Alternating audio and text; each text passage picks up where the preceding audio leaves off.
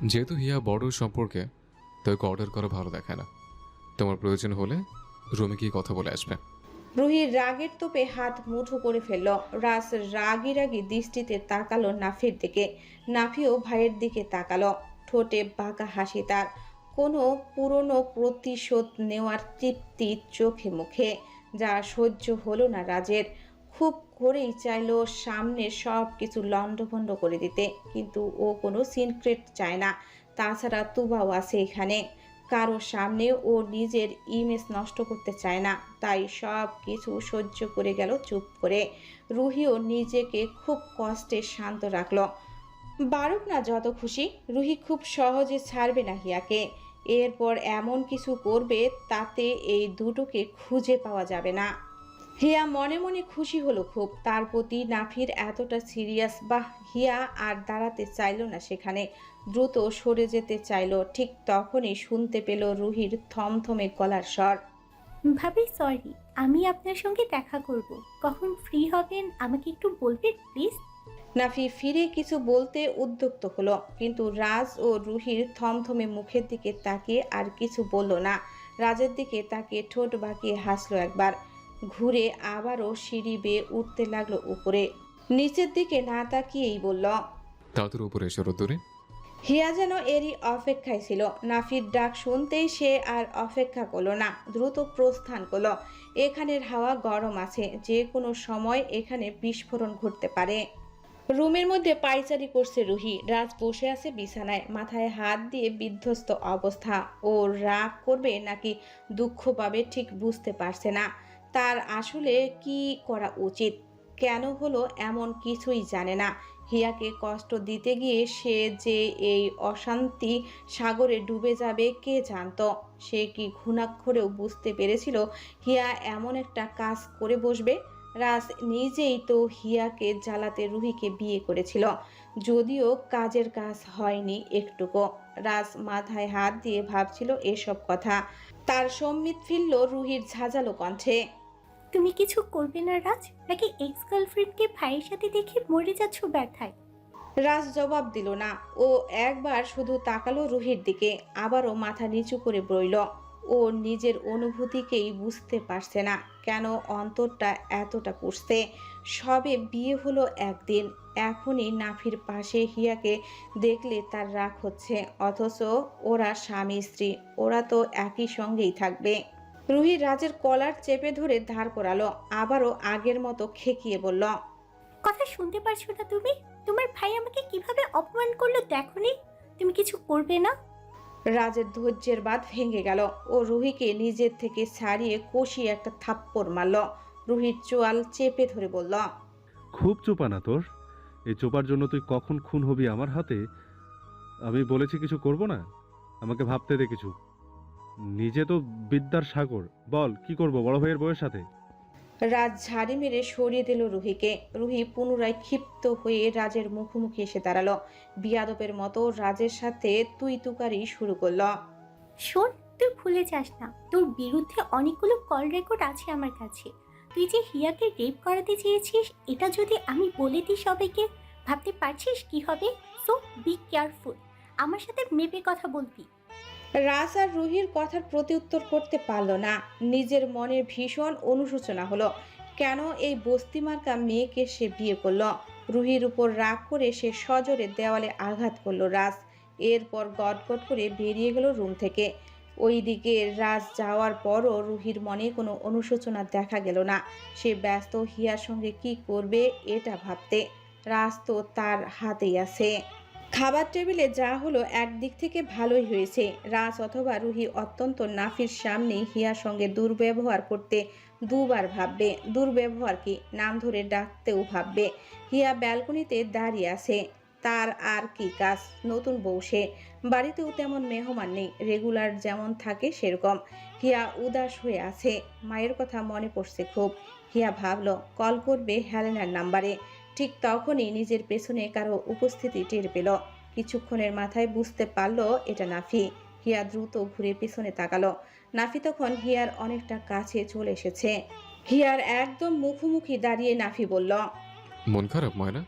হিয়া নাফির সম্বোধনে লজ্জা পেল। এই পর্যন্ত না হলেও 50টা নিকনেম দিয়েছে তার, এক এক সময় এক একটা।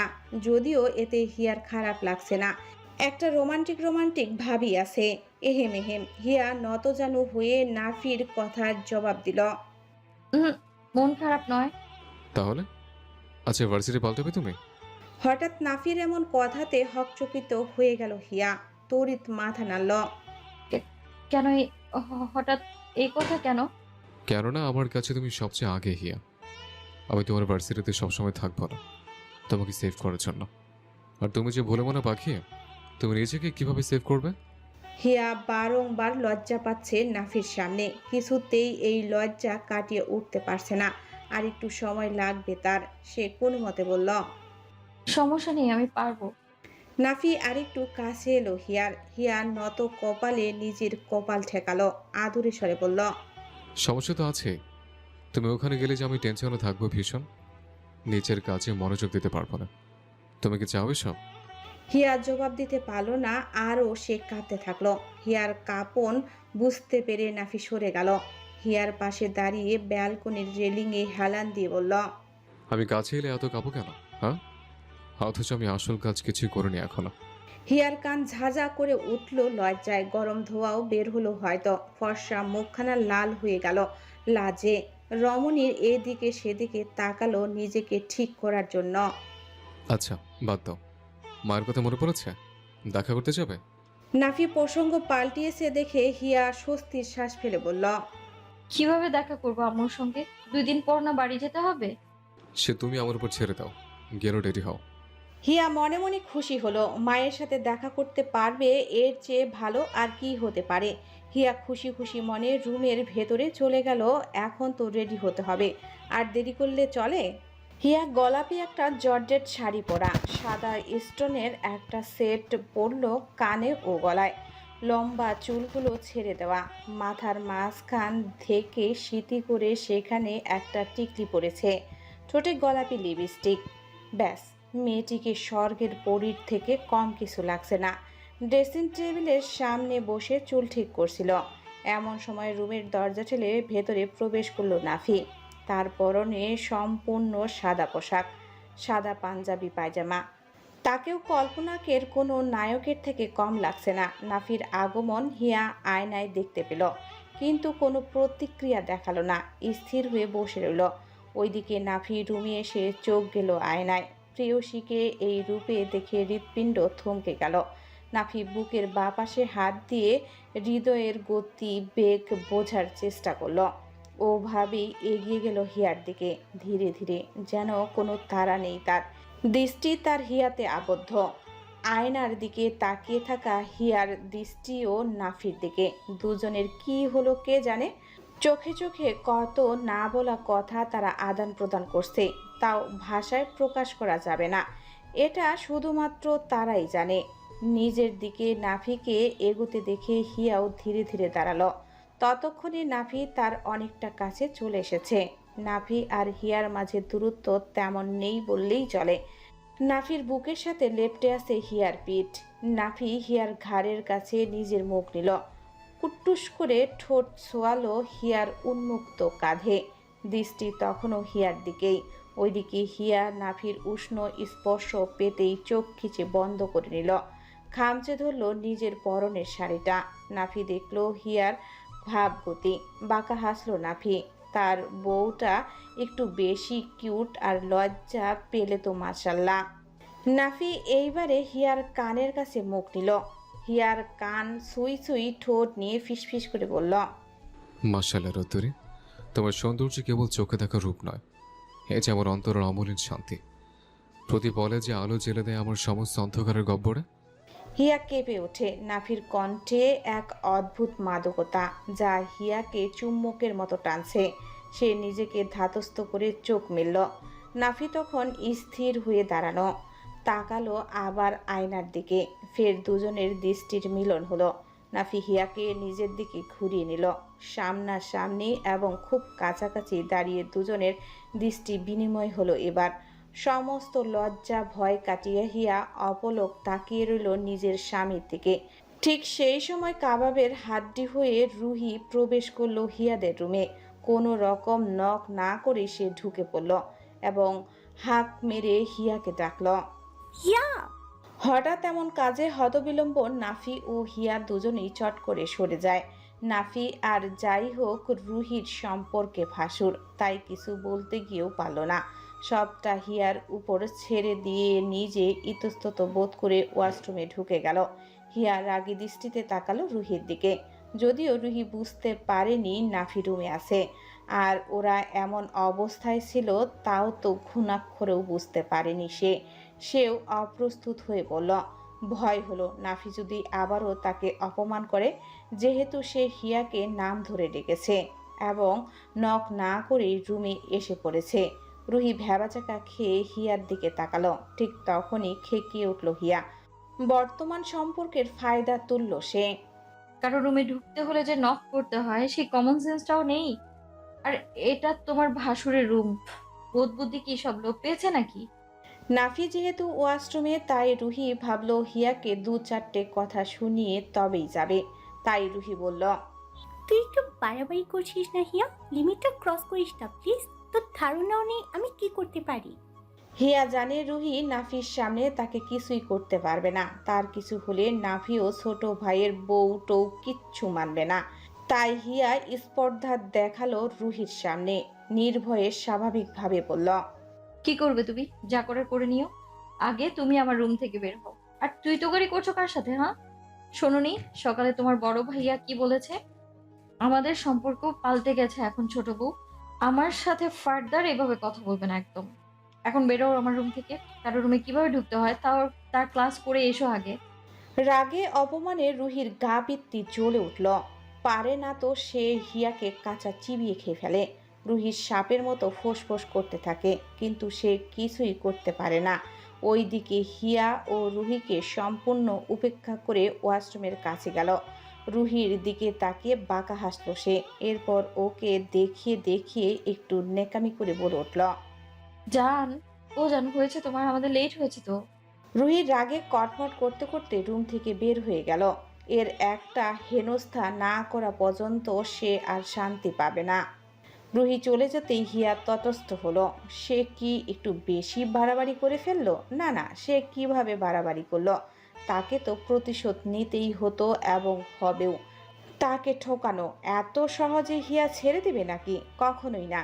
নাফির সাথে বিয়ের চক্করে সে এসব ভুলে গেলেও তার তো প্রকৃত অর্থে লাভই হয়েছে। এখন সব কিছু সহজ হয়ে যাবে তার জন্য। বরঞ্চ তাকে আগলে রাখার জন্য একটা নাফিও এসে পড়েছে। হিয়ার এসব ভাবনার মাঝেই নাফি বের হলো ওয়াশরুম থেকে। নাফিকে বের হতে দেখে হিয়া স্থির হয়ে দাঁড়ালো।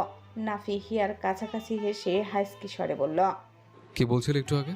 হিয়া ভাঙ্গা কণ্ঠে বলল, কই কিছু না তো। নাফি এক পা করে এগিয়ে গেল হিয়ার দিকে, আর হিয়াও এক পা করে পিছিয়ে সরতে লাগলো। নাফি ফের বলল, জান, ও জান, এরকম কি যেন শুনলাম মনে হলো।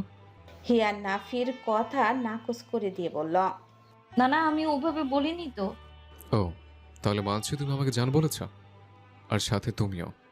না মানে, হ্যাঁ মানে, না মানে। কি মনে করছো? বললে বা কি?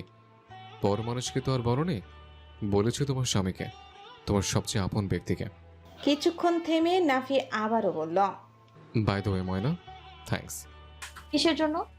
নাফি বলল, ওই যে তুমি আগের মতো প্রতিপদে হয়েছ, অন্যায় কখনো মেনে নিও না পাখি। আমি তোমার পাশে আছি, তোমার ভয় নেই কোনো। অন্যায় হলেই প্রতিবাদ করো। আচ্ছা। কি আচ্ছা? হিয়া দেওয়ালের সাথে লেপটে গেছে। নাফি লুচ্চা বেটা ফের হিয়ার সামনে এলো, আবারও বলল, কি আচ্ছা? হিয়ার জবাবে বলল, দেরি হয়ে যাচ্ছে, আম্মু অপেক্ষা করবে তো। এটা বলে সে নাফিকে মৃদু ধাক্কা দিয়ে সরিয়ে দিল। লাজুক হেসে দৌড়ে বের হয়ে গেল রুম থেকে। হিয়াকে ওভাবে যেতে দেখে নাফি মাথার চুলগুলো এলোমেলো করে দিয়ে হাসল। মানিব্যাগ, ফোন, চাবি নিয়ে বের হলো রুম থেকে। রুহি ধাক্কা দিল রাজকে। হিংস্র হয়ে রাজের কলার চেপে ধরল, খেকিয়ে বলল, কাপুরুষ, তোকে এই জন্য বিয়ে করেছিলাম আমি। গিয়ে দেখ তোর ভাই আর ভাবি কিভাবে রোম্যান্স করছে। আমি হিয়াকে শেষ হতে দেখবো বলে তোর মতো লুজারকে বিয়ে করেছিলাম, অথচ ও এখন। কথা শেষ করার আগেই রাজ রুহিকে নিজের থেকে সরিয়ে নিল। ঠাটিয়ে এক থাপ্পড় বসিয়ে দিল রুহির বাম গাল বরাবর।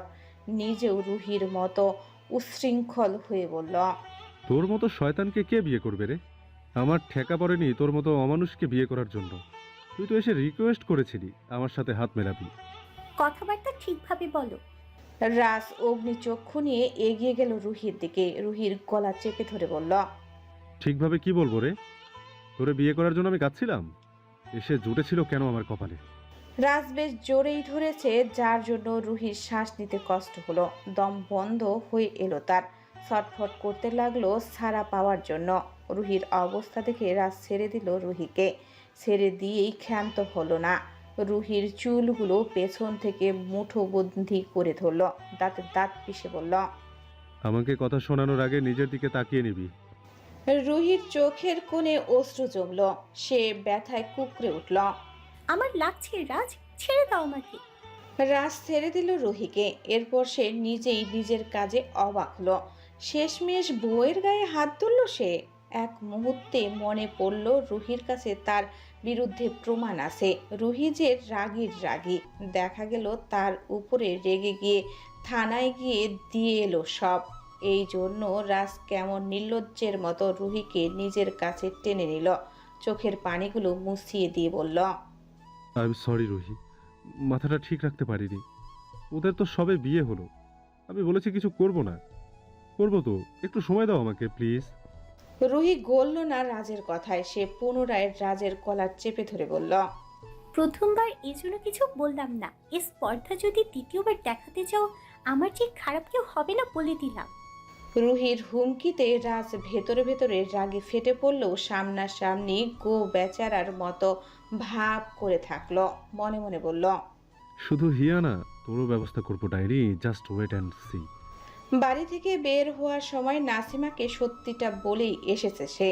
নাসিমা কোনো মাইন্ড করেনি, আরও হিয়াকে উৎসাহ দিয়েছে।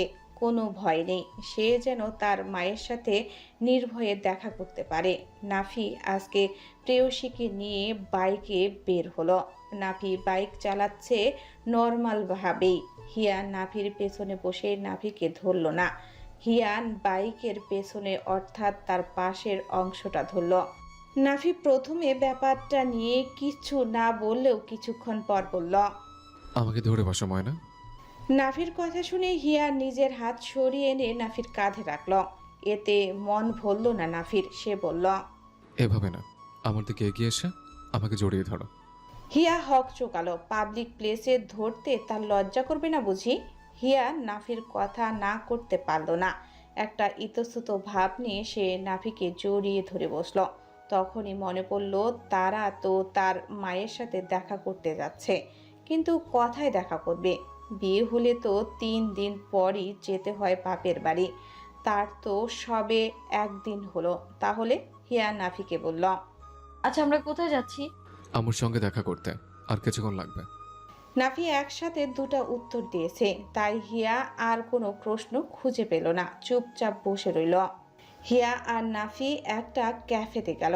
সেখানেই এসেছেন হেলেনা। নিয়ম যেহেতু বিয়ের 3 দিনের দিন কনে বাপের বাড়িতে যেতে পারবে, এর আগে মায়ের সাথে দেখা করার সুযোগ নেই। এই জন্য নাফি নিয়ম না ভেঙে বউকে তার মায়ের সাথে দেখা করিয়ে দিল। তাছাড়া ওদের বিয়েটা যেহেতু পারিবারিকভাবেই হয়েছে, নাফির আত্মীয়রা কেউ তেমন জানে না, তাই কেউ বিরোধিতা করতেও পারেনি। নাসিমা তো আরও অনুমতি দিয়ে দিয়েছেন। ক্যাফেতে মায়ের সাথে দেখা করতে পেরে হিয়া তো সেই খুশি। যদিও বেশিক্ষণ কথা বলতে পারেনি তারা, কেননা হিয়া চাচার বাড়ির কেউ জানে না এ কথা। সবাই তো আর একই মানসিকতার হবে না। এই জন্য নাফি হেলেনাকে নিষেধ করেছিল যাতে ও বাড়ির কেউ না জানে। হেলেনাও নাফির কথা শুনে বাড়িতে বলেছেন মেয়ের জন্য কিছু কেনাকাটা করতে যাবেন। এসব ভেবেই ওরা বেশিক্ষণ থাকেনি ক্যাফেতে। কফি টফি খেয়ে হিয়ার সঙ্গে কথা বলে হেলেনা ফিরে গেলেন বাড়িতে, কিন্তু নাফি আর হিয়া বসে রইল। মা যতক্ষণ পাশে ছিল ততক্ষণ হিয়া ছিল চঞ্চল। কিন্তু হেলেনা চলে যেতেই হিয়া আবারও নিজেকে গুটিয়ে নিল। কাচুমাচু হয়ে বসে রইল নাফির সামনে। নাফি ব্যাপারটা খেয়াল করলো। কিছুক্ষণ পর সে বলল। ময়নার কি হলো হঠাৎ করে? হিয়া নাফির দিকে তাকালো, চোখে চোখ রাখলো। বিয়ে যেহেতু হয়ে গেছে, এখন তো হিয়াকে নাফির মেনে নিতেই হবে। এত গুটিয়ে নিলে তো আর হবে না। এসব বুঝেও লাজুক মেয়েটা কিছুতেই নাফির সামনে নিজের আড়ষ্টতা কাটাতে পারে না। হিয়া নিজেকে ধাতস্থ করে নিল, মাথা নেড়ে ক্ষীণ কণ্ঠে জবাব দিল। কিছু না তো। নাফি ভাবুক দৃষ্টিতে তাকালো হিয়ার দিকে। বিয়ের আগে মেয়েটি কত চঞ্চল ছিল। ঠিক এরকম একটা ক্যাফেতে এসে ভালোবাসার কথা জানিয়েছিল তাকে। ঠিক মিষ্টি একটা ময়না পাখির মতো উড়ে বেড়াতো। অথচ বিয়ের পরই কেমন হিয়া পাল্টে গেল। তার সামনে কেমন চুপচাপ থাকে, অথচ সে ভালোবাসে হিয়ার সরল চঞ্চলতা। নাফি মাথায় একটা প্রশ্ন এলো। সে আরও কিছুক্ষণ একভাবে তাকিয়ে রইল হিয়ার দিকে, তবে প্রশ্নটা করল না। ওইদিকে নাফির এভাবে তাকিয়ে থাকায় হিয়া অপ্রস্তুত হয়ে পড়ল। চোখের সামনে আসা বেবি হেয়ারগুলো কানে গুঁজে দিল। তবুও নাফির চোখ সরল না হিয়ার দিক থেকে। এবারে সে ভাবুক হয়ে নয় মুগ্ধ নয়নে দেখে গেল তার পুতুলের মতো বউটাকে। হিয়া নিজেই এবার বলল। কি দেখছেন ওভাবে? আমার সুন্দরীতম পুতুল বউকে। নাফির সহজ উত্তরে লজ্জা পেল হিয়া, মাথা নত করে ফেলল। নাফি এক গালে হাত দিয়ে অপলক তাকিয়ে রইল হিয়ার দিকে। নাফির মাঝে মধ্যে মনে হয় হিয়াটার সামনে থাকলে সে সারা দিন তাকিয়ে থাকতে পারবে। তার খাওয়া নাওয়া কিচ্ছুই লাগবে না। নিঃসন্দেহে তার দেখা সবচেয়ে রূপসী সুন্দরী রমণী হিয়া, যাকে দেখতে তার একটুকু বিরক্ত লাগে না, যার সব কিছুই তার ভালো লাগে। চলুন বাড়িতে ফিরে যাই। নাফি কথা বাড়ালো না। সে কথা বললেই হিয়া লজ্জায় পড়ে যাবে। থাক, মেয়েটাকে এখন আর লজ্জায় ফেলে কাজ নেই তার। নাফি হিয়াকে বসতে বলে বিল পরিশোধ করতে গেল। কিছুক্ষণের মাথায় ফিরেও এলো সে। এরপর হিয়াকে নিয়ে চলল বাড়ির উদ্দেশ্যে।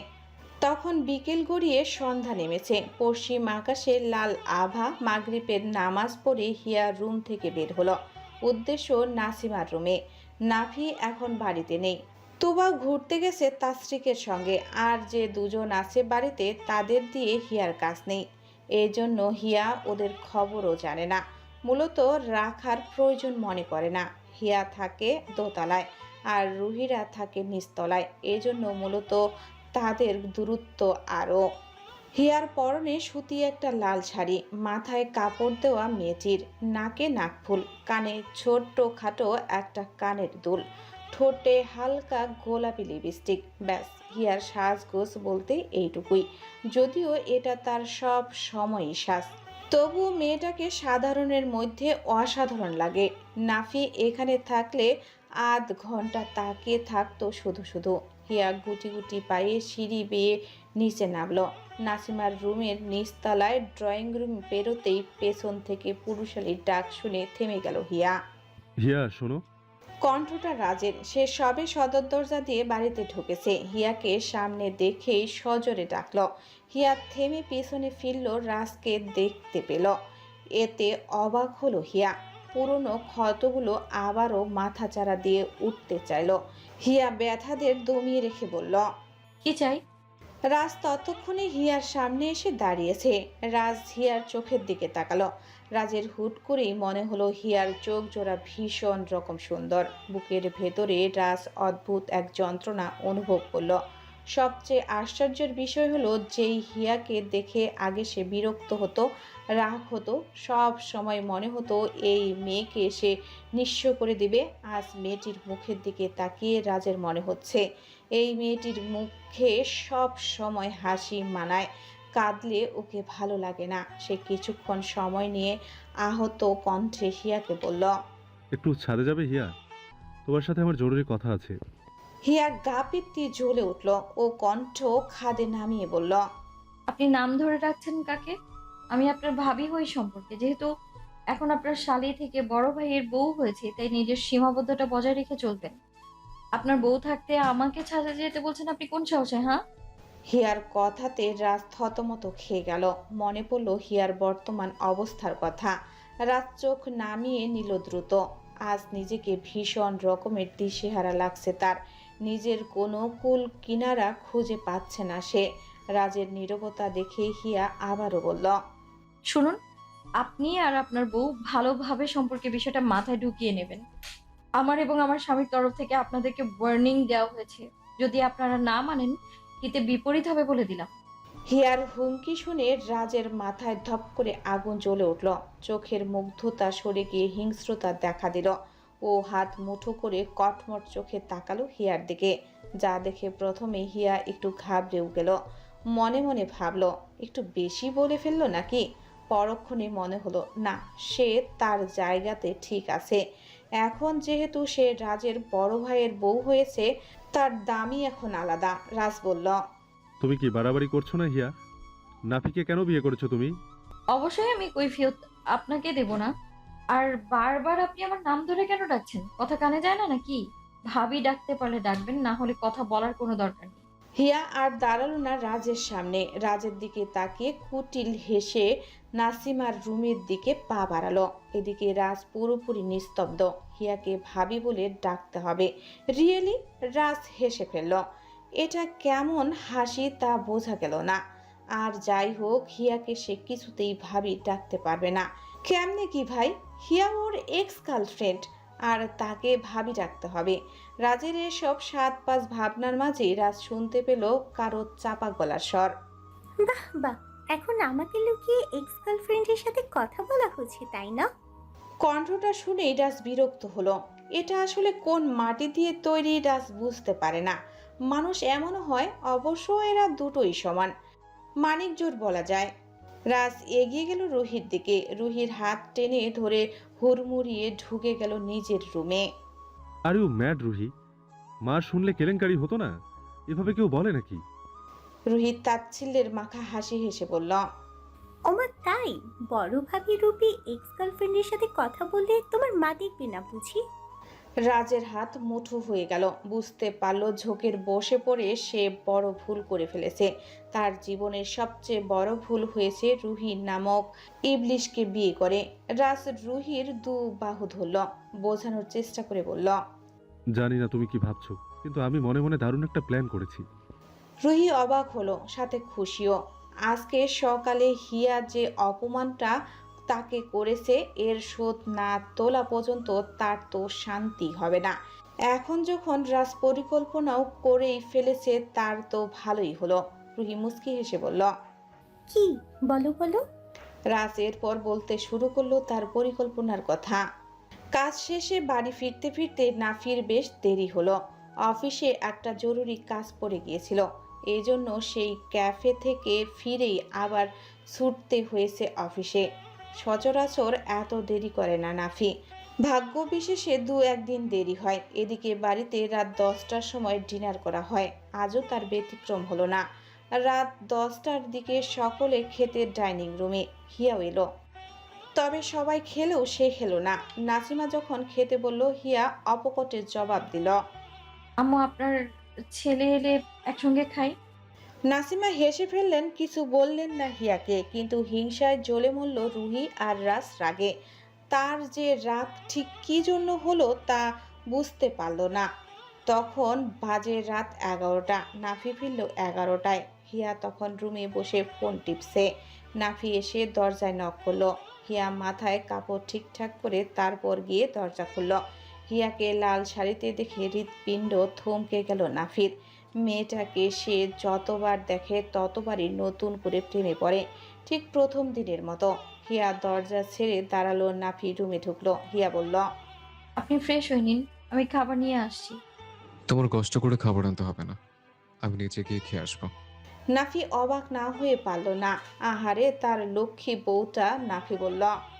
নাফির মুখে এমন কথা শুনে হিয়ার একটু অভিমান হলো বইকি। তার কথা কেন জিজ্ঞেস করলো না নাফি? হিয়া বুঝতে দিল না নাফিকে। সে মাথা দোলালো শুধু। নাফিও হালকা হেসে ওয়াশরুমে গেল। সময় নিয়ে ফ্রেশ হলো সে। এরপর বাহিরে এসে দেখলো হিয়া বসে আছে। নাফি হিয়ার কাছে এলো। হিয়ার হাত ধরে টেনে দাঁড় করালো। হঠাৎ এহেন কাজে হকচকালো হিয়া। প্রশ্নবোধক চাহনিতে তাকালো নাফির দিকে। নাফি হিয়ার সামনে থাকা ছোট ছোট চুলগুলো কানের কাছে গুজে দিল। মোহিত কণ্ঠে বলল, আমার জন্য এতক্ষণ খালি পেটে কেন থাকলে ময়না? খেয়ে নিতে তুমি। হিয়া সর্বোচ্চ চেষ্টা করলো নিজেকে স্বাভাবিক রাখার। সে কোনো মতে বলল, আপনাকে ছাড়া খেতে ইচ্ছে করছিল না। নাফি হিয়ার কথা শুনে আনন্দে প্রায় আত্মহারা হয়ে গেল। বিয়ের পর এই প্রথমবার হয়তো হিয়া তার সাথে স্বাভাবিক কথা বলল। ঠিক তখনই নাফির মনে পড়ল ক্যাফেতে থাকাকালীন মাথায় আসা প্রশ্নের কথা। নাফি বলল, একটা কথা জিজ্ঞেস করি। বলুন। তোমার আমার বিয়েটা হুট করে হলেও তোমাকে সময় দেওয়া হয়েছিল ময়না। এমনকি আমাদের বিয়ের অনেকদিন কেটেছেও, তাই না? হ্যাঁ। আমার সামনে এলে নিজেকে কেন গটিয়ে রাখো ময়না? তুমি তো পাখি, তুমি সবসময় উড়ে বেড়াবে। আমি কি তোমার স্বাধীনতায় হস্তক্ষেপ করলাম? হিয়া আঁতকে উঠল। নাফি এটা ভাবলো কেন? অথচ তার তো মনে হয় সে সবচেয়ে ভাগ্যবতী। এমন ভালোবাসা কজন পায়, এমন যত্ন কজন পায়। হিয়া ছলছল নয়নে তাকালো নাফির দিকে। কি বলবে বুঝতে পারলো না। সে তো ছোটবেলা থেকেই লাজুক। তার ভীষণ লজ্জা লাগে নাফির দিকে তাকাতে। তাই তো সে নিজেকে গুটিয়ে নেয়, কথা বলতে পারে না। আর নাফি কিনা ভাবলো। এই কাঁদছো কেন? হিয়ার হুঁশ ফিরে নাফির সচেতন ডাকে। ততক্ষণে হিয়া আবিষ্কার করলো সে কারো বুকে, কারো বাহু বন্ধনে আবদ্ধ। কেউ একজন এক নাগারে তার মাথায় হাত বুলিয়ে যাচ্ছে। উদ্গ্রীব হয়ে বলে যাচ্ছে একটি কথা। কাঁদছো কেন? আম সরি ময়না। আমি জাস্ট জিজ্ঞেস করেছি। কিচ্ছু হয়নি, কিচ্ছু না। কেঁদো না প্লিজ। হিয়া ততক্ষণে কেঁদে ফেলেছে। হিয়া অভিমান নিয়ে নাফির বুকে মৃদুভাবে কিল মারল। ভীষণ অভিমানে বলল, আমার বুঝি লজ্জা করে না আপনার কাছে যেতে? নাফি অবাক হলো, মুচকি হাসলো সে। মুখ ফসকে বলে ফেলল, তোমার এমন লজ্জা হলো তো জীবনে আমার বাবা হওয়া লাগবে না। হিয়ার কান ঝাঁঝা করে উঠল। বুঝতে পারল তার অবস্থান কথায়। সে দ্রুত সরে গেল নাফির কাছ থেকে। তবে শেষ রক্ষা হলো না। নাফি হ্যাসকা টানে হিয়াকে নিজের সাথে মিশিয়ে নিল। নাফির চোখ গেল হিয়ার গোলাপ রাঙা ঠোঁটের দিকে। ভীষণ ইচ্ছে হলো ঠোঁট দুটো ছুঁয়ে দেওয়ার। নিষিদ্ধ ইচ্ছারা মাথা চারা দিয়ে উঠল। হুট করেই নাফি বলে উঠল, can I kiss your lips? পরের দিন সকালবেলা রুহির বাবা কামরুল এবং রুহির এক মামা মিজান আসলো নাফিদের বাড়িতে হিয়াদের ফেরানি নিতে। তারা বাড়ির দু জামাই মেয়েকেই নিতে এসেছে। এমনিতেই তো হিয়াদের যাওয়ার কথা, কিন্তু হিয়ার বিয়ের সময় যেহেতু রাজরুহি ছিল না, তাই সবার সিদ্ধান্তে ঠিক হলো যে রুহিরাও যাবে ও বাড়িতে। ও বাড়ি থেকে লোক আসতে আসতে বেজে গেল সকাল 10টা। নাসিমা আজও কলেজে ছুটি নিয়ে অতিথি আপ্যায়ন করলেন। কামরুলরা ঠিক করলেন তারা থাকবেন না, পরে এক সময় এসে ঘুরে যাবেন, কিন্তু আজ থাকবেন না। সামান্য কিছু নাস্তা করলেন তারা। ওদিকে দু মেয়ের জামাইকে তাগাদা দিতে থাকলেন তৈরি হওয়ার জন্য। দুপুরের খাবার ও বাড়িতে গিয়ে খাবেন। হিয়াকে তৈরি হতে সাহায্য করছে নাফি। এই যেমন হিয়ার শাড়ির কুচি ধরে দিচ্ছে, তো আবার হিয়ার গলার গহনা পরিয়ে দিচ্ছে, আবার কখনো চুলগুলো ঠিক করে দিচ্ছে। এর একটা কথাও হিয়ার নাফিকে বলে দিতে হচ্ছে না। নাফি কেমন পটু হাতে সব বুঝে বুঝে করে দিচ্ছে। হিয়া যে পারছে না এর কথাও বলা লাগলো না। নাফির প্রতিটি কেয়ার হিয়ার ভালো লাগলেও এইবার হিয়া অবাক হলো। হবে না, এত মেলি কাজ নাফি কথা থেকে জানলো। কেমন পটু হাতে সব বুঝে বুঝে নির্ভুলভাবে হিয়াকে গুছিয়ে দিচ্ছে। মনে হচ্ছে এই বিষয়ে সে এক্সপার্ট। হিয়ার মাথায় কথাটা গেঁথে গেল। হিয়া ভাবলো নাফিকে জিজ্ঞেস করবে কথাটা। কথা থেকে নাফি শিখলো এত সব। পরক্ষণেই ভাবলো, না, সে তো নতুন বউ।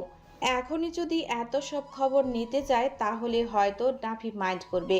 হিয়া মনে মনে নিজেকে মানিয়ে তো নিয়েছে ঠিকই, কিন্তু তার মাথায় ঘুরতে থাকলো এই বিষয়টা। চোরা চোখে কয়েকবার তাকালো নাফির দিকে, কিন্তু জড়তা কাটিয়ে আর বলা হলো না। হিয়া শাড়ি পরেছে খয়েরি রঙের, নতুন বউ তো লাল খয়েরি না পরলে কেমন অসম্পূর্ণ মনে হবে। সব গোছানো হয়ে গেছে তার, শুধু একটু মেকআপ বাকি আছে, সেটাই হিয়া ড্রেসিং টেবিলের সামনে বসে করছে। আর নাফি খাটের উপরে বসে গালে হাত দিয়ে এক দৃষ্টিতে তাকিয়ে আছে হিয়ার দিকে। হিয়া তখন কপালে টিপ পড়ছে। আয়নার দিকে তাকাতে গিয়ে হঠাৎ নাফির চোখে চোখ মিলল হিয়ার। হিয়া অপ্রস্তুত হয়ে হাসলো কেবল, কিন্তু নাফির চোখের পলক পড়ে না মোটেও। সে নির্ভীককে চেয়ে আছে, না আছে কোনো তারা আর না আছে কোনো ব্যস্ততা। প্রথমবার চোখে চোখ মেলার পর হিয়ার অবাধ্য চোখ জোড়া বারবার চলে যাচ্ছে নাফির দিকে, খুব করে চাইছে ওই চোখে কি আছে দেখতে। হিয়া পড়ল অস্বস্তিতে, কেননা কেউ যদি বুঝতে পারে তার দিকে কেউ এক নজর এক নাগারে তাকিয়ে আছে, তাহলে কেমন অদ্ভুত লাগে নিজের কাছে নিজেকে। হিয়ারও লাগছে, সে বারবার দেখছে নিজেকে, কথাও তাকে বাজে লাগছে না তো। না হলে নাফি ওভাবে তাকিয়ে কেন থাকবে। হিয়া অনেকক্ষণ খুঁজেও যখন কিছুই পেল না, তখন আয়নার মাঝে নাফির চোখে চোখ রাখলো সে। বহু কষ্টে বলল। কি দেখছেন অমন করে? নাফি সেকেন্ডের মাঝেই উত্তর দিল। আমার নিজস্ব চাঁদকে দেখছি, যার অপরূপ সৌন্দর্যে আমার অন্তর পড়ে ছাই হয়ে যায়। কথাটা যেন নাফির গোছানোই ছিল, তাই সে হিয়ার কথা শেষ হওয়ার আগে উত্তর দিয়ে দিল। এতে নতন জানু হলো হিয়া। এভাবে কেউ প্রশংসা করে নাকি? বলতেই হবে তার জামাই একটু অন্যরকম আছে। এদিক থেকে হিয়া নিজেকে ভাগ্যবতী ভাবে। হিয়া প্রসঙ্গ পাল্টাতে বলল। একটা কথা বলি। নাফি বসা থেকে উঠে দাঁড়ালো, ধীরে ধীরে এগিয়ে গেল হিয়ার দিকে। হিয়ার একদম পেছনে গিয়ে দাঁড়ালো সে, নরম কণ্ঠে শুধালো। কে জানতে চান সুলতানা? আপনার খেদমতে সবসময় আমার জানটাও কোরবান করতে পারি। হিয়া কেসে উঠল, এটা একটু বেশি বাড়াবাড়ি হয়ে গেল না? সে যাই হোক, হিয়া নিজের উসখুস মেটাতে বলেই ফেলল। এই যে আপনি আমাকে তৈরি হতে হেল্প করলেন, এত সব আপনি কিভাবে শিখলেন? নাফি চমকে উঠে চোখ বড় বড় করে হিয়ার দিকে তাকালো। নিজের কানকেও যেন বিশ্বাস হচ্ছে না তার। হিয়া এতগুলো কথা তার সাথে বলল, তাও কোনো কাঁপাকাপি ছাড়া। বাহ! এদিকে নাফির অমন চমকিত চেহারা দেখে হিয়া ভ্যাবাচাকা খেয়ে গেল। সে তো বলতেই চাইছিল না, কিন্তু এটা জানতে না পারলে যে তার শান্তি হবে না, তাই জিজ্ঞেস করতেই হলো। কিন্তু এভাবে তাকানোর কি আছে? নাফি কেন এভাবে তাকিয়ে আছে? তার মানে অনেক মেয়েরাও তো আছে যারা এত সব গুছিয়ে করতে জানে না। সেখানে আপনি পারফেক্ট করেছেন সবটা, তাই বললাম আর কি। নাফি হিয়ার সামনে গিয়ে বসলো, ড্রেসিং টেবিলের উপরে আর কি। তারপর হিয়ার চিবুক উঁচু করে ধরল, মুগ্ধ নয়নে খুব কাছ থেকে আবারও দেখে নিল হিয়াকে। হিয়ার কথার জবাব না দিয়ে গিয়ে উঠল। প্রথম যৌবনের কালে যেদিন তোমায় দেখেছি, এ দেহ পিঞ্জিরার মাঝে আপন করে রেখেছি। হিয়া আরেক দফা হতবাক হয়ে গেল, বিস্ময়ে চোখ দুটো বড় বড় হয়ে এলো, যেন কোটর ছেড়ে বেরিয়ে আসবে। এমন অবস্থা হবে না? নাফি যে এত সুন্দর গান গাইতে পারে তা তো সে জানতই না। আর তারও তো বুঝতে সময় লাগেনি নাফি তাকে উদ্দেশ্য করে গানটা গেয়েছে। হিয়ার রসগোল্লার মতো মুখটা তখনও নাফির হাতে। সে দেখছে হিয়ার বিস্ময়, মনে মনে হাসলো নাফি। এরপর দু হাতে হিয়ার গাল দুটো টেনে দিয়ে বলল। আমি তো জানতাম তোমাকে বিয়ে করব, আর এটাও জানতাম তুমি সাজতে পছন্দ করো, গুছিয়ে থাকতে ভালোবাসো, তাই ইউটিউব দেখে শিখে নিয়েছে সব। কথাটা বলে নাফি আর বসলো না সেখানে, এখনই যেতে হবে। দেখা যাক নিচের দিকের কি অবস্থা। হতবিলম্ব হিয়াকে রেখে নাফি চলে গেল রুম ছেড়ে।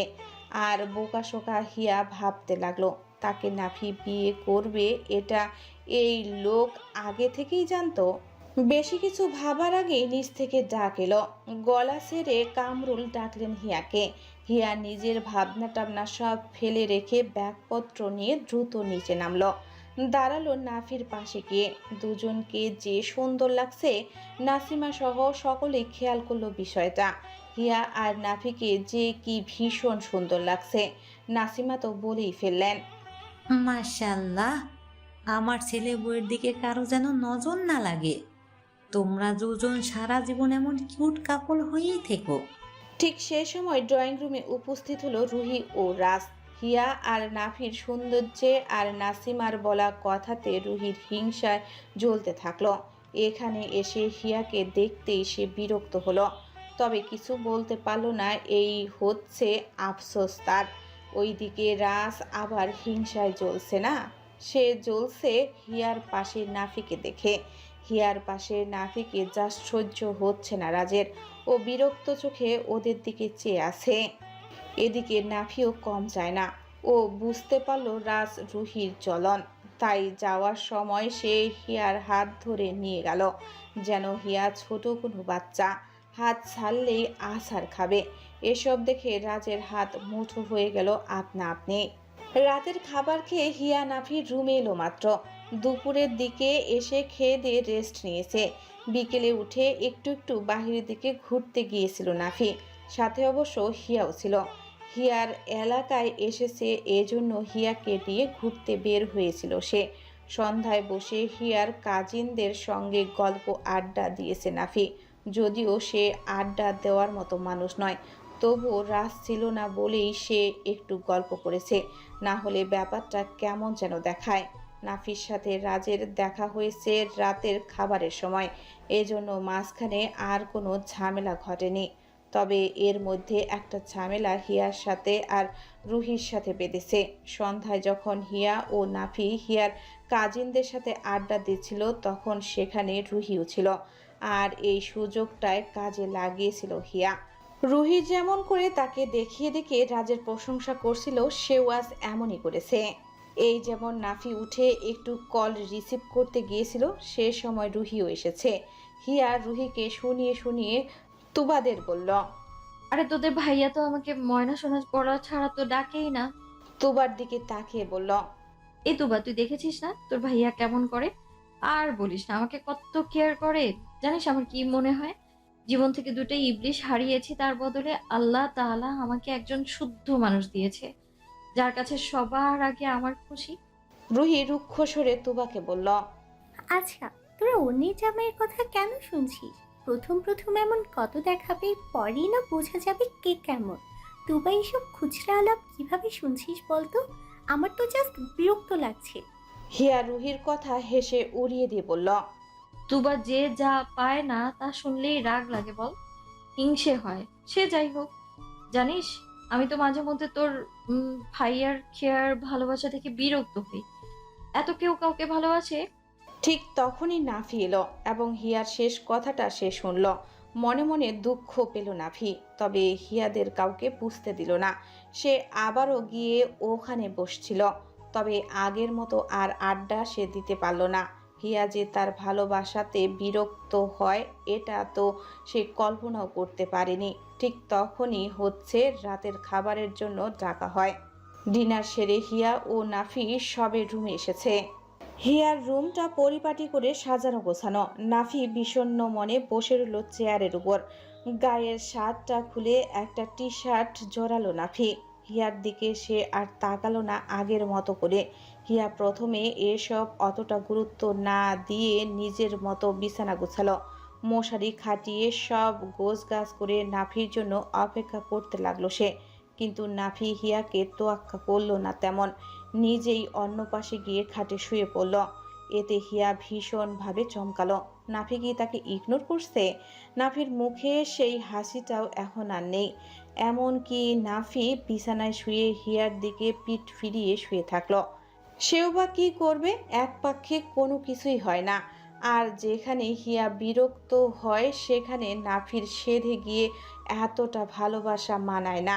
এখন থেকে নাফি নিজেকে ঠিক সামলে নেবে। হিয়াকে ভালোবাসবে না এমন না, ভালো ঠিকই বাসবে আগের মতো করেই, কিন্তু এখন আর দেখাবে না তা।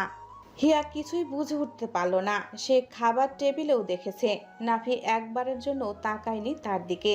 হিয়া মনে মনে ভীষণ অস্থির হয়ে পড়ল। এই মানুষটার এই 1 ঘন্টার অবহেলায় যে হিয়াকে দারুণ কষ্ট দিচ্ছে। প্রতি মুহূর্তে হিয়া নিজেকে অসহায় অনুভব করছে নাফির সামনে। হিয়া শুয়ে পড়ল নাফির পাশে। নিজেকে ধাতস্থ করে সে নাফির কাঁধে হাত রাখল। বিয়ে যখন হয়েছে সে নাফির স্ত্রী, সে নাফিকে মেনে নিয়েছে। যত দ্রুত সম্ভব তাদের সম্পর্কটা স্বাভাবিক করতে হবে, না হলে যে ঘোর সর্বনাশ।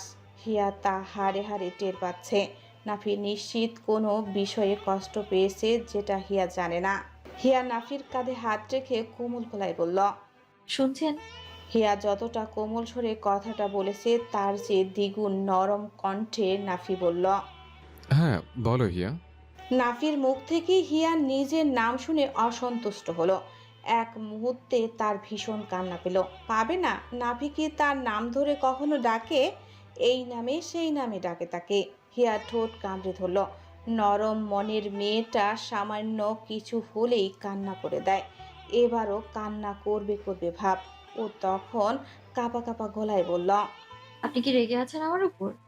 নাফি হিয়ার কণ্ঠ শুনেই বুঝতে পারল মেয়েটা আরেকটু হলেই কেঁদে ফেলবে। এই জন্য নাফি দ্রুত পাশ ফিরে হিয়ার দিকে তাকালো। হিয়ার চোখে পানি দেখে তার প্রচণ্ড খারাপ লাগলেও সে বলল। রাগ করিনি হিয়া, তুমি তোমার ভালোবাসাতে বিরক্ত হও তাই। নাফির কথা শেষ হওয়ার আগে হিয়া ক্ষীণ কণ্ঠে কান্না বিজড়িত হয়ে বলল। আপনি ভুল ভাবছেন, আমি রুহি আপাকে শুনিয়ে শুনিয়ে ওই কথা বলছিলাম। নাফি হিয়ার কথা শুনে বেশ অবাক হলো।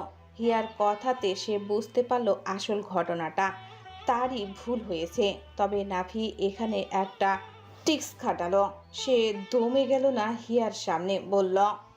ও বুঝতে পেরেছি। হিয়ার রক্তিম চোখ নিয়ে তাকালো নাফির মুখ পানে। মানুষটা কি এখনো রেগে আছে? হিয়া তো বুঝতেই পারেনি তখনের ওই কথা ধরে রেখে মানুষটা তার সাথে এমন করছে। হিয়া তো এখন বললই সবটা। তাহলে হিয়া বিচলিত হয়ে বলল। আপনি বুঝেছেন আমি কি বলেছি? আমি ওভাবে মিন করিনি, আমি শুধু। হ্যাঁ থাক, বুঝতে পেরেছি আমি।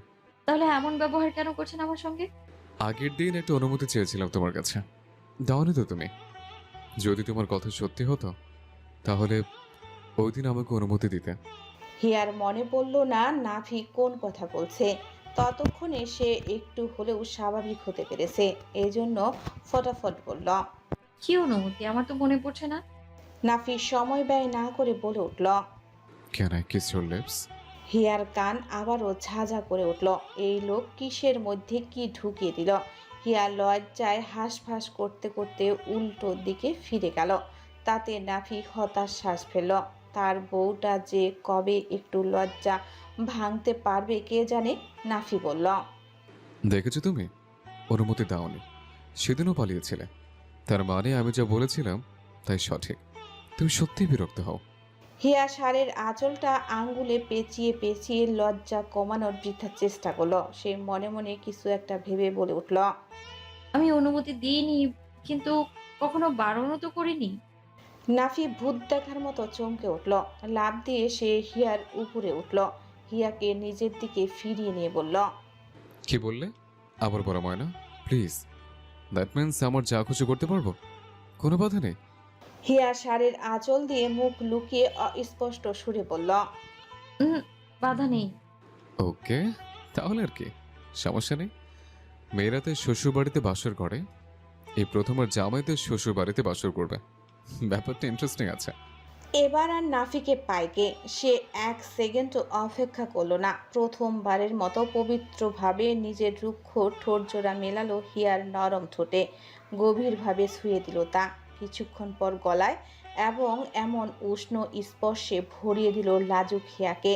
হিয়া খামচে ধুল নাফির পিঠের কাজটা। আপন করে নিল নাফির দেওয়া প্রথম ভালোবাসার মুহূর্তটুকু। নিজের স্বামীর কাছে বিলিয়ে দেয় নিজের সবটুকু। নাফি শুধু এতেই ক্ষান্ত হয় না, তার এলোমেলো হাত ছুঁয়ে দেয় হিয়ার শরীরের বিভিন্ন অংশে। ধীরে ধীরে দূরত্ব ঘুচতে থাকে দুজনের। একটা সময় দুজনে হারিয়ে যায় ভালোবাসার এক অতল গহ্বরে। সূচনা হয় হিয়ার জীবনের নতুন অধ্যায়। তখন হয়তো সকাল 6টা। হিয়া ভেজা চুলগুলো মুছতে মুছতে ব্যালকনিতে এসে দাঁড়ালো। লম্বা চুলগুলোতে তোয়ালের দ্বারা ঝাড়তে লাগলো মেয়েটা। রুহির রুম আর হিয়ার রুম পাশাপাশি। হিয়ার ব্যালকনির পাশেই রুহির ব্যালকনি। চুল মুছতে মুছতে হিয়ার চোখ গেল রুহির ব্যালকনিতে। যা দেখলো তাতে হিয়ার চক্ষু ছানাবড়া। রাজ অদ্ভুত দৃষ্টিতে তাকিয়ে আছে তার দিকে। রাজকে এত সকালে ঘুণাক্ষরেও কল্পনা করেনি সে। হিয়া অপ্রস্তুত হয়ে গেল।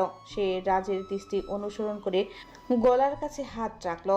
হিয়া বুঝতে পারল এগুলো নাফির দেওয়া সোহাগের চিহ্ন। হিয়া ওড়না দিয়ে দ্রুত লোকালো তা, ভাবলো ব্যালকনি ছেড়ে চলে যাবে, কিন্তু তার আগেই নাফি ডাকলো তাকে। হয়তো সে আসবে এখানে। সে যেমন ডাকে ওভাবেই ডেকে বলল, ময়না, কই তুমি? হিয়া রাজের দিকে আর ফিরেও তাকালো না। ওকে না দেখার ভান করে ওকে জ্বালানোর জন্য এবং নাফি যাতে এখানে আসতে না পারে সে বলে উঠল। হ্যাঁ জানা, আসছি। হিয়া আর দাঁড়ালো না এক মুহূর্ত। রাজকে বুড়ো আঙ্গুল দেখিয়ে ফটাফট কেটে পড়ল সেখান থেকে। রাজ পাশের ব্যালকনি থেকে দেখে গেল সবটা। হৃদয়ে সূক্ষ্ম যন্ত্রণা অনুভব করলো। কেন এ যন্ত্রণা সে জানে না। সারা রাত রুহিটার সাথে ঝামেলা হয়েছে। এখন সকালে একটু এসেছিল সকালের হাওয়া খাওয়ার জন্য। হিয়া এসে বেচারাকে যে হাওয়া খাইয়েছে তা হয়তো এ জীবনে ভুলতে পারবে না সে। রুমে গিয়ে হিয়া পড়ল আরেক বিপদে। নাফিকে সে এভাবে সম্বোধন করতে পারে এটা তো রাজকে দেখাতে গিয়ে বলেছিল। রুমে এসে হিয়া তো হতবাক। নাফি একদম থম মেরে দাঁড়িয়ে আছে ব্যালকনির দিকে তাকিয়ে, যেন এমন কিছু দেখেছে বা শুনেছে তাতে বেচারা ট্রাচু হয়ে গেছে। হিয়া নাফিকে এভাবে দাঁড়িয়ে থাকতে দেখে বড্ড ইতস্তত বোধ করলো। দেখে সামনে আসা চুলগুলো কানের পেছনে গুজে দিল। নাফির সামনে গিয়ে বলল, মানে কিছু বলছিলেন? নাফি তখনও নিজের অভিনয় বহাল রাখল। ও কেবল তাকিয়ে রইল হিয়ার দিকে। হিয়া এতে আরো অপ্রস্তুত হলো। এমন করার কি আছে? সে না হয় কিছু একটা বলেই ফেলেছে, তাতে কি? হিয়া আবারও বলল, কিছু বলছিলেন? নাফি হিয়ার অগোচরে মুচকি হাসলো। হিয়া ওর চেয়ে একটু খাটো, তাই মাথা নিচু করে নাফি হিয়ার চোখের দিকে তাকালো আর বলল, তখন কি বললে? হিয়া হাতের তোয়ালেটা নিয়ে ব্যস্তভাবে সরে আসতে চাইলো নাফির কাছ থেকে। বলল, কই কিছু না তো। কিছু না? না। তাহলে কি ওই কথাটা বললো? কোনটা? আমি বললাম, ময়না কই তুমি? সে আমাকে বলল, হ্যাঁ শোনা বলো। কি বললো কথাটা? হিয়া নাফির কথা সাথে সাথে নাকচ করে দিয়ে বলল, ছি, আমি তো ওসব বলিনি। আমি বলেছি জান আসছি। কথাটা বলার সঙ্গে সঙ্গেই নাফি হিয়াকে টেনে নিজের সঙ্গে মিশিয়ে নিল। কোমল গলায় বলল, হ্যাঁ ওটাই। হিয়া নিজের জিভ কামড় দিল। এত বোকা কেন সে? আসল কথাটা বলে দিল। হিয়া লাজুক হেসে নাফির বুকের কাছে মুখ লুকালো। নাফি হিয়ার মাথায় উষ্ণ চুমু এঁকে দিল। আদুরি স্বরে বলল, আচ্ছা যাও, শুয়ে পড়ো, রেস্ট করো। রাতে এমনিতে অনেক ধকল গেছে। প্রথমে তো ঠিকই ছিল, কিন্তু শেষের কথাটা শুনে হিয়ার কান টান গরম হয়ে উঠল। লজ্জায় সুন্দর মুখশ্রী লাল হয়ে এলো। কথাটা সব আটকে গেল গলায়। কোনো শব্দ খুঁজে পেল না বলার জন্য। হিয়া সরে গেল নাফির কাছ থেকে। দু হাতে মুখ লুকিয়ে অস্পষ্ট সুরে পড়ল, অসভ্য কোথাকার। মেয়েটি গিয়ে শুয়ে পড়ল বিছানায়। পেছন থেকে নাফি বলে উঠল, ময়না, আমি অসভ্য শুধু তোমার জন্য। শেষে হিয়ার দিকে তাকিয়ে ছুড়ে দিল একটা ফ্লাইং কিস। হিয়া কাঁথা মুড়ি দিল। নাফি তা দেখে ঠোঁট বাঁকিয়ে হাসলো। এরপর রুম থেকে বের হয়ে গেল। হিয়া এতে অবাক হলেও আর কিছু বলল না। বললেই বেফাস কিছু বলে ফেলবে। এতে বেচারি হিয়া লজ্জা পাবে। ছাদে দাঁড়িয়ে আছে নাফি, ঠোঁটে গোজা দামি সিগারেট। কারো জন্য অপেক্ষা করছে সে। নাফি আনমনে দাঁড়িয়ে আছে, দৃষ্টি হিয়াদের বাড়ির পেছনের দিকে। হিয়ার সঙ্গে দ্বিতীয়বার সাক্ষাৎ এখানেই হয়েছিল। এখনকার লাজুক হিয়া তখন ছিল ঝগড়ুটে। কি ঝগড়াটা না করেছিল তখন! পুরনো স্মৃতি মনে করে নাফি হাসলো। ঠিক তখনই পেছন থেকে শুনতে পেল পরিচিত কণ্ঠস্বর। কিছু বলবে? নাফি পেছনে তাকালো। রাজকে দেখে একটু অবাক হলো না। একটু আগে সেই রাজকে ছাদে ডেকেছে। রাজ আসা মাত্রই নাফি সিগারেটটা শেষ করলো। দাম্ভিকতার সাথে পায়ের নিচে পিষল তা। এরপর এগিয়ে গেল রাজের দিকে। মুখোমুখি দাঁড়ালো। রাজের অবস্থা তখন অনেকটা করুণ। নাফির সামনে এসেছে এজন্য না, তার অবস্থা খারাপ অন্য কারণে। নাফিকে নিজের কাছে আসতে দেখে রাজ নিজেকে স্বাভাবিক রাখার চেষ্টা করলো। অবশ্য মেয়ে হলে এতক্ষণে সে নিশ্চিত কেঁদে ফেলতো।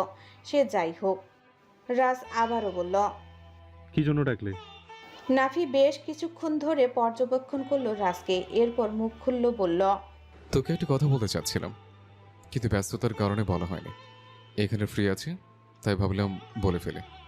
রাজ খানিকটা বিব্রত বোধ করলো। নাফির সাথে তার মোটেও ভালো সম্পর্ক নয়, অতিরিক্ত দরকার ছাড়া দুজন দুজনের সাথে কথাও বলে না, সেখানে নাফি তার সাথে কথা বলতে চাচ্ছে, তাও আবার এখানে। রাজ বুঝতে পারল না নাফি কেন তাকে ডেকেছে, কি এমন বলতে চায়। রাজ ধীর কণ্ঠে বলল। হ্যাঁ বলো। নাফি সময় অপচয় করলো না, বলল। আমি তোর কি হই রে? নাফির এমন প্রশ্নে রাজ অনেকটা ভেবাচাকা খেয়ে গেল। মনের ভেতর খসখসানি শুরু হলো তার। নাফি আবার হিয়ার কথা তুলবে না তো? রাজের অবস্থা এখন ছেড়ে দে মা, কেঁদে বাঁচি। হিয়াকে দেখলেই তার কলিজা পুড়ে যায়, বুকের ভেতরে অসহ্য যন্ত্রণা হয়। তাও যদি রুহিটা একটু ভালো হতো। এই জন্য রাজ এখন হিয়া থেকে পালাতে চায়। রাজ এখন আগের সেই বাক আর নেই। হিয়ার বিয়ের পরে সে বেড়াল হয়ে গেছে, বেড়াল। তাও ছেলে বেড়ালের মতো সাহসী নয়, একটা ভীতু মেয়ে বেড়ালের মতো হয়ে গেছে সে। তাই আগের মতো গলায় আর জোরও নেই। রাজ এদিকে সেদিকে তাকিয়ে বলল। বড় ভাই। তাহলে আমার বউ তোর কি হয়? রাজ এবারে হতভম্ব হলো। যা ভেবেছিল ঠিক তাই, মনে মনে নাফিকে গালাগাল দিল সে। এই নাফির বাচ্চা নাফি তার জীবনটা পুরো তেনা তেনা করে দিয়েছে। এসেই যখন পড়েছে, এখান থেকে উত্তর না দিয়ে যাওয়ার কোনো পথ নেই। দেখা গেল এ মাসের আর হাত খরচটা আর দিল না। ভাবি, বড় ভাবি। হ্যাঁ, হিয়া কিন্তু তোর বড় ভাবি হয় রাজ, এটা সব সময় মাথায় রাখিস। আর তোর বউ মানে রুহিকেও এটা মাথায় রাখতে বলিস। রাজ কিছু বলতে পারল না, রাগে হাত মুঠো করে ফেলল। ওইদিকে নাফি থেমে থাকার পাত্র নয়, সে রাজের কাঁধে হাত দিল, শক্ত কণ্ঠে বলল।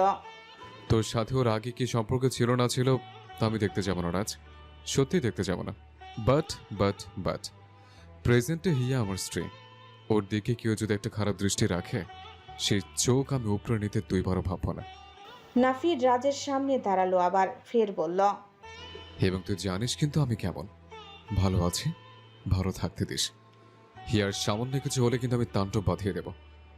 আমি পূর্ণরূপে ফিরলে কি হবে বা কট্টু করতে পারি তা তুই ভালোভাবে জানিস।